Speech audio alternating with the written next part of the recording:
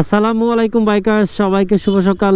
সবাই কেমন আছেন? আশা করি সবাই অনেক অনেক ভালো আছেন এবং আমার নতুন ভিডিওতে আপনাদেরকে স্বাগত জানাচ্ছি ফ্রম মুস্তাইন ব্লগস।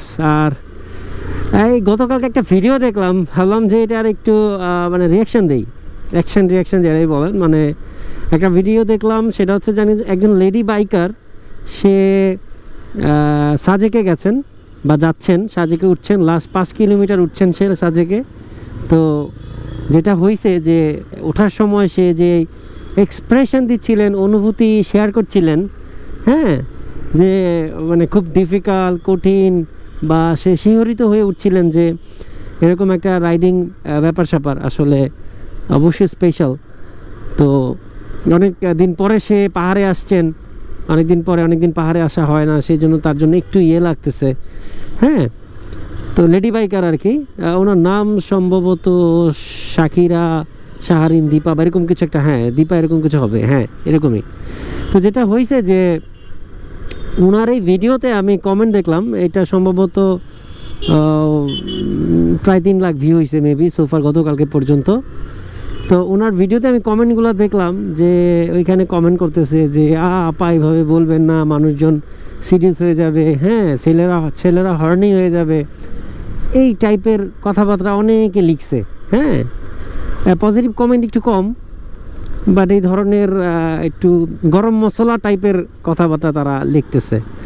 এখন আমার কথা হইলো ভাই, একটা মেয়ে সে বাইক চালাচ্ছে, সে বাইক নিয়ে সাজেকে উঠতেছে ভাই। এখন একটা ছেলে মানুষের যে মানসিক স্টেবিলিটি, একটা ছেলে মানুষের যে মেন্টাল কনফিডেন্স, হ্যাঁ, এরকম চ্যালেঞ্জিং মোমেন্টগুলোতে জেনারেলি একটা মেয়ে মানুষের ওরকম থাকে না, হ্যাঁ, জেনারেলি থাকে না।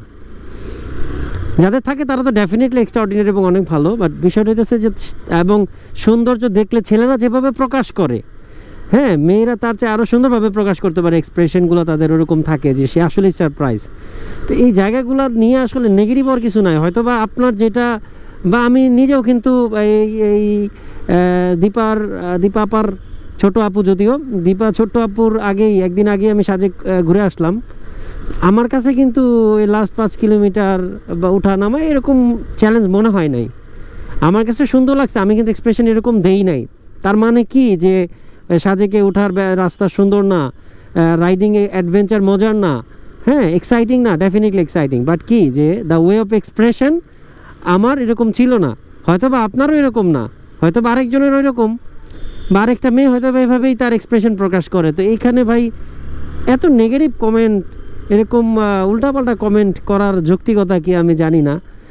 এতে করে সে কি মনে করবে যে, মানে সে না, ধরেন আরও অন্যান্য 10টা লেডিস বাইকার বা লেডি বাইকার, তারা কি মনে করবে যে কোথায় তারা আছে? এই জিনিসটা আমার মনে হয় যে একটু চেঞ্জ করা দরকার আমাদের। আমরা এগুলা নিয়ে আসলে ভাবি না, বাট ভাবা উচিত, হ্যাঁ। কারণ এই এক্সপ্রেশন এক একজনের এক এক রকম থাকবে, একই জিনিস এক একজন এক একভাবে নেবেন, হ্যাঁ। এক একজন মানুষ এক এক জায়গায় বড় হয়েছেন, এক একজন মানুষের জীবন দৃষ্টিভঙ্গি এক এক রকম। তো এই জায়গাগুলোতে নিয়ে যদি আমরা এরকম ফান করি, উল্টাপাল্টা কমেন্ট করি, লিখি, এটা আলটিমেট কি হলো জানেন? ওই দীপা ছোট আপুর কিছুই হয় নাই। আলটিমেট ওই আপনি কমেন্ট করলেন, আপনার পরিচিত লোকজন দেখলো যে আপনার মেন্টালিটিটা আসলে কি, ঠিক আছে? তো এই জিনিসগুলো থেকে আমার মনে হয় যে একটু দূরে থাকা ভালো, এবং কমেন্ট করার ক্ষেত্রে সোশ্যাল মিডিয়াতে আরও সংযত হওয়া ভালো। এবং আপনার যদি এক্সাইটমেন্ট না লাগে, আপনি চুপ করে থাকেন, কিন্তু উল্টাপাল্টা কমেন্ট এভাবে করে আপনি শুধু নিজের যে আত্মসম্মান, মানুষের কাছে এই সম্মানটা নষ্ট করেন না। তো যাই হোক, সবাই ভালো থাকবেন, দেখা হবে পরের ভিডিওতে। সাবস্ক্রাইব করবেন মুস্তাইন ব্লগস। আল্লাহ হাফেজ, সালামু আলাইকুম।